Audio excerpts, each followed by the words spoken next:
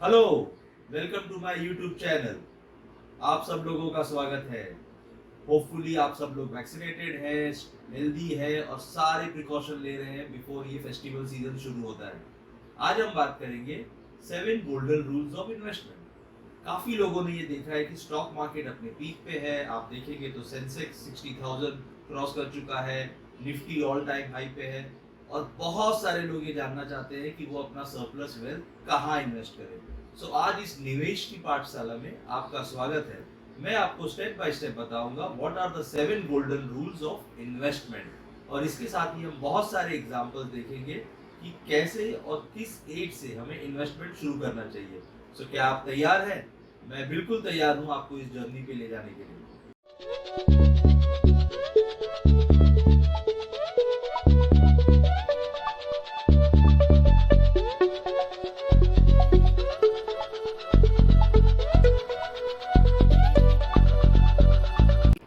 आज हम पहले रूल की बात करेंगे in terms of golden rules of investment. पहला रूल है स्टार्ट अर्ली।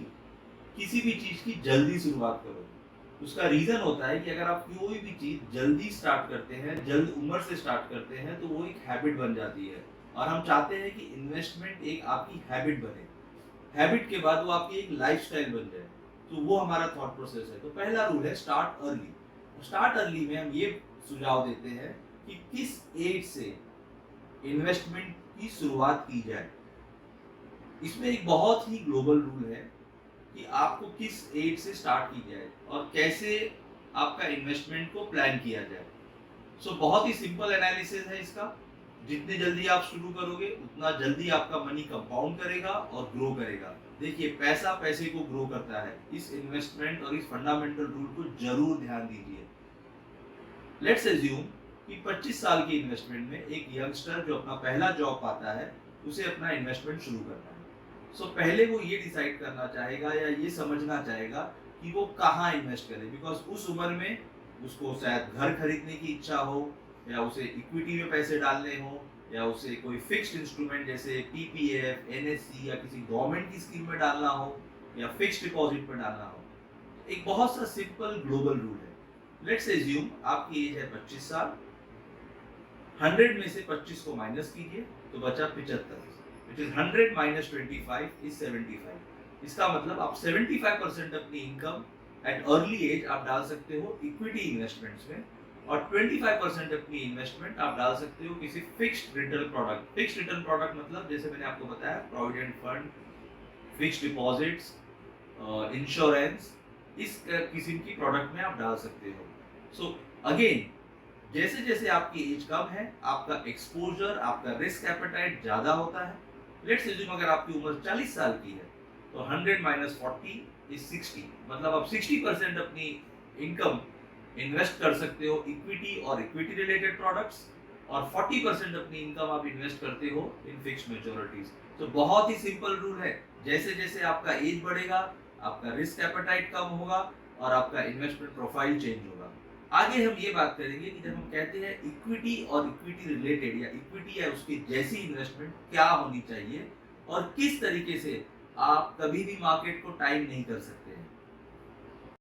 हम बात कर रहे हैं कि किस तरीके से आप मार्केट को कभी टाइम नहीं कर सकते हो। ये बहुत सारा एक क्वेश्चंस होते हैं। बहुत सारे लोग ये जानना चाहते हैं कि आप मार्केट को टाइम कर सकते हो क्या? क्या मैं ऐसे टाइम पे इन्वेस्ट करूं जब मार्केट ऊपर जा रहा है? क्या आज सेंसेक्स 60,000 है तो क्या ये 1 लाख तक जाएगा? क्या निफ्टी और बढ़ने वाले हैं? कौन से सेक्टर्स अच्छे रिटर्न देने वाले हैं? मैं आपको ये बता सकता हूँ कि बहुत सारे जो प्रोफेशनल्स हैं या ग्लोबल लीडर्स हैं या स्टॉक मार्केट एक्सपर्ट्स हैं, कोई भी प्रिसाइसली मार्केट को टाइम नहीं कर सकता। आपको सभी लोग एक ट्रेंड बता सकते हैं। तो इस तरह जिस तरीके से मैं आपको आज बता रहा हूँ कि ट्रेंड जो है इंडियन स्टॉक मार्केट का वो पॉजिटिव है, क्योंकि काफ़ी लोगों का वैक्सीनेशन हो गया है, बहुत सारे सेक्टर्स ओपन हो रहे हैं, ट्रैवल्स वापस इंक्रीज होंगे, बिजनेस टूर्स एंड ट्रैवल्स वापस बढ़ने वाले हैं। तो इस प्रोसेस में आप देखोगे कि जब कंज्यूमर कॉन्फिडेंस बढ़ रहा है, फेस्टिवल सीजन सामने आ रहा है, सो markets can go high. But इसमें एक कैवेट है, जैसे मैंने आपको कहा, आप टाइम नहीं कर सकते हो अगर आप प्रोफेशनल इन्वेस्टर्स नहीं हो, अगर आपको स्टॉक मार्केट की टेक्निकल ट्रेंड्स नहीं पता है। तो बहुत ही सिंपल सुझाव है बहुत सारे लोगों के जैसे आप म्यूचुअल फंड्स का रूट ले सकते हो और म्यूचुअल फंड के सिस्टमेटिक इन्वेस्टमेंट प्लान में आप इन्वेस्ट कर सकते हो, जिसे हम कॉमनली कहते हैं SIP। SIP में बेसिकली आप अपना पैसा किसी म्यूचुअल फंड स्कीम में डाल रहे हो, चाहे वो डेट है, इक्विटी है, कुछ सेक्टर एग्नोस्टिक म्यूचुअल फंड होते हैं, कुछ सेक्टर स्पेसिफिक म्यूचुअल फंड्स होते हैं, और उसके अंदर एक प्रोफेशनल पोर्टफोलियो मैनेजर आपके पैसे को हैंडल करेगा। सो सिस्टमैटिक इन्वेस्टमेंट प्लान, जिस तरीके से आप हर महीने अपनी EMIs भरते हो, आप एक पर्टिकुलर डेट सिलेक्ट कर सकते हो इन अ मंथ, और हर मंथ को एक छोटे अमाउंट से, डिपेंडिंग आपकी जो भी डिस्पोजल इनकम है, आप शुरू कर सकते हो। मैं आपको ये बता सकता हूं कि म्यूचुअल फंड्स लॉन्ग टर्म में बहुत ही बेनिफिट देता है। Again the power of compounding, जैसे मैंने स्टार्ट में कहा था, पैसा पैसे को ग्रो करता है। सो अगर आप एक लंबी अवधि तक और अर्ली एज में इन्वेस्टमेंट शुरू करते हो, तो म्यूचुअल फंड्स कैन रियली आपको मल्टीप्लिकेशन ऑफ रिटर्न्स दे सकता है। तीसरा स्टेप आज हम देखेंगे कि किस तरीके से जब आप अपना इन्वेस्टमेंट करते हो, काफ़ी लोग होते हैं जो म्यूचुअल फंड के रूप में नहीं जाते हैं, जैसे हाई नेटवर्थ इंडिविजुअल्स हैं या जिनकी डिस्पोजेबल इनकम ज़्यादा है, जो खुद सेक्टर्स को एलोकेट करते हैं, सेक्टर सिलेक्ट करते हैं और पैसे को इन्वेस्ट करते हैं। उन लोगों के लिए मेरे पास एक सुझाव है कि कृपया अपने पोर्टफोलियो को डाइवर्सिफाइड रखिए। जैसे आप बहुत सारे सेक्टर्स हैं, अगर आप स्टडी करना चाहते हैं, आप निफ्टी के कॉम्पोजिशन को देखिए, आप सेंसेक्स के टॉप 30 या टॉप 50 या टॉप 100 कंपनीज को देखिए, और सेक्टर आइडेंटिफाई करके भी आप इन्वेस्टमेंट कर सकते हैं। जैसे आप बैंकिंग और फाइनेंशियल सर्विसेज में कर सकते हैं, IT and IT enabled services में कर सकते हैं, इंफ्रास्ट्रक्चर रियल एस्टेट वाले प्रोडक्ट में कर सकते हैं, बट अपने पोर्टफोलियो को डाइवर्सिफाइड रखिए। अगेन एक नॉर्मल जो पोर्टफोलियो जो फंड मैनेजर है, वो कभी भी 5% से ज़्यादा अपना फंड का इन्वेस्टमेंट एक पर्टिकुलर सेक्टर या एक पर्टिकुलर स्टॉक में नहीं करता है। जैसे इंग्लिश में सिंपल कहावत है, don't put all your eggs in one basket. इसलिए जब भी आप अपने पोर्टफोलियो की प्लानिंग करेंगे तो प्लीज़ डाइवर्सिफाइड पोर्टफोलियो रखिए, बहुत सारे सेक्टर्स को सिलेक्ट कीजिए। जैसे मैंने आपको बताया, IT हो सकता है, कंज्यूमर हो सकता है, इंफ्रास्ट्रक्चर हो सकता है, बैंकिंग हो सकता है, डिजिटल टेक्नोलॉजी रिलेटेड स्टॉक्स बहुत सारे आ रहे हैं मार्केट में, कंजम्पशन थीम हो सकता है। ऐसे स्टॉक्स में इन्वेस्ट कीजिए और अपने पोर्टफोलियो को एक डाइवर्सिफाइड रखिए between equity, debt and third component जो होता है वो गोल्ड भी हो सकता है। अगर आपको ऐसा लगता है कि गोल्ड एक इंडियन थॉट प्रोसेस है कि गोल्ड एसेट सभी लोग प्रोक्योर करना चाहते हैं, सो आप तीनों बकेट्स में अपने पोर्टफोलियो को डाइवर्सिफाइड रख के कर सकते हैं, जिससे आपका रिस्क रिटर्न इन लॉन्गर टर्म पॉजिटिव हो सकता है और आपको अननेसेसरी स्ट्रेस नहीं होगा अगर एक पर्टिकुलर सेक्टर या एक पर्टिकुलर स्टॉक्स अगर नीचे जाता है या अच्छा परफॉर्म नहीं करता है, या कोई पर्टिकुलर कंपनी जिसमें आपने इन्वेस्ट किया है अगर वो सही रिटर्न नहीं दे पा रहा है। तो फोर्थ रूल पे हम जाते हैं कि invest your money in small chunks, मतलब और एक लंबे अवधि तक आप इन्वेस्ट कीजिए, पर छोटे अमाउंट में इन्वेस्ट कीजिए। जैसे मैंने आपको बताया, इसका बेनिफिट ये होता है कि आपको एक लॉन्गर ड्यूरेशन में आप एक छोटे छोटे अमाउंट से, जैसे मैंने बताया, SIP के जरिए आप इन्वेस्ट कर सकते हो। इसके पीछे दो थॉट प्रोसेस है। एक थॉट प्रोसेस ये होता है कि कभी कभी जब हम स्टॉक मार्केट में इन्वेस्ट करते हैं तो हमारे को बहुत सारी टिप्स आती है कि ये स्टॉक 2x हो जाएगा, ये स्टॉक 4x हो जाएगा, इसमें 6 महीने में पैसे डबल हो जाएंगे। प्लीज़ ऐसे इन्वेस्टमेंट स्कीम को फॉलो मत कीजिए, बिकॉज ऐसा कोई भी स्ट्रैटेजी नहीं है, ऐसा कोई भी ट्रिक नहीं है जहाँ पे आपके स्टॉक डबल हो जाएंगे। हो सकता है पास्ट में हुए होंगे, हो सकता है किसी के पास एग्जाम्पल प्रूवन होंगे, या स्टॉक के आप चार्ट्स देखोगे या स्टॉक के एनालिसिस करोगे तो लास्ट 1 साल में बहुत सारे स्टॉक्स डबल हुए हैं, बट लॉन्ग टर्म में मैं आपको ये स्ट्रैटेजी नहीं कहूँगा। तो आप अपने पैसे को छोटे छोटे अंतराल में, छोटे छोटे फिक्स्ड अमाउंट में इन्वेस्ट कीजिए, जिससे आप अपने इन्वेस्टमेंट को प्रॉपर तरीके से देख सकते हो। और जैसे मैंने कहा, आप मार्केट को टाइम नहीं कर सकते हो, तो आप इन्वेस्टमेंट को स्मॉल अमाउंट में कीजिए और पैसे को पैसे के साथ ग्रो करते रहिए। रूल नंबर 5, कभी भी पास्ट परफॉर्मेंस के बेसिस पे आप इन्वेस्टमेंट मत कीजिए। ये सभी चीज़ों के लिए लागू है। हमने देखा है कि मार्केट्स बहुत ही वॉलेटाइल और फ्लक्चुएटिंग होते हैं। इक्विटी मार्केट्स कभी ऊपर जाते हैं, कभी नीचे जाते हैं। तो अगर आपको कोई ये सुझाव करेगा कि देखिए आप ये स्टॉक को लास्ट 4 साल में देखिए, ये 15% का रिटर्न दे रहा है, आप उस पर मत जाइए, आप आगे का सोच के इन्वेस्ट कीजिए, चाहे वो गोल्ड हो, चाहे वो रियल एस्टेट मार्केट हो, चाहे वो इक्विटी मार्केट हो। पास्ट परफॉर्मेंस एक इंडिकेटर हो सकता है, but past performance can not make you invest your money again back. Past performance आप देख सकते हो, आप एनालाइज कर सकते हो, बट उसे अपने इन्वेस्टमेंट स्ट्रैटेजी में या इन्वेस्टमेंट डिसीजन में एकमात्र फैक्टर कभी मत समझना, बिकॉज मार्केट इतना अनसर्टन होता है। किसी को नहीं पता था कि 2 साल में कोविड आ जाएगा और मार्केट्स इतना टैंक हो जाएंगे। जियो पॉलिटिकल रिस्क होता है, कभी कभी स्टॉक मार्केट गिरते हैं, कभी कभी हमारे स्टॉक मार्केट बढ़ते हैं बिकॉज ऑफ फैक्टर्स जो ग्लोबली होता है। सो पास्ट ट्रेंड्स को, पास्ट रिटर्न्स को देख के आप कभी इन्वेस्टमेंट मत करना। सेम लॉजिक अप्लाई होता है इवन रियल एस्टेट। अगर आप घर खरीदे हो, बहुत सारे लोगों ने पास्ट में घर खरीदे हैं जिनके पैसे नहीं बने होंगे, इन्वेस्टमेंट नहीं ग्रो हुआ होगा, उस ट्रेंड को मत बिलीव कीजिए, चाहे वो पॉजिटिव हो या नेगेटिव हो। अपने आउटलुक को आज देखिए, आज आपका डिस्पोजेबल इनकम देखिए, आज आप कितने पैसे इन्वेस्ट कर सकते हो, उस हिसाब से आप डिसाइड कीजिए। इसमें एक बहुत ही सिंपल रूल है जो मैं आपको बताना चाहता हूँ कि आपके जो फैमिली इनकम है उस हिसाब से अगर आप इन्वेस्टमेंट करेंगे तो बहुत अच्छा है। जैसा रूल होता है कि more than 50% of your monthly income का ईएमआई नहीं होना चाहिए।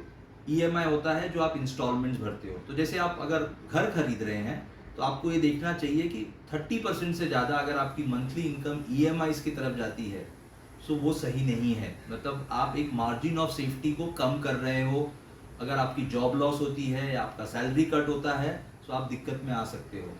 साइमल्टेनियसली अगर आप कोई व्हीकल लोन ले रहे हो, गाड़ी खरीद रहे हो या कोई वाइट गुड्स परचेज कर रहे हो, अगर आपने क्रेडिट कार्ड बहुत ज़्यादा इस्तेमाल करते हो और आपका अगर मंथली ईएमआईज 15% से ज़्यादा हो रहा है आपकी मंथली टोटल सैलरी से, तो वो भी सही नहीं है।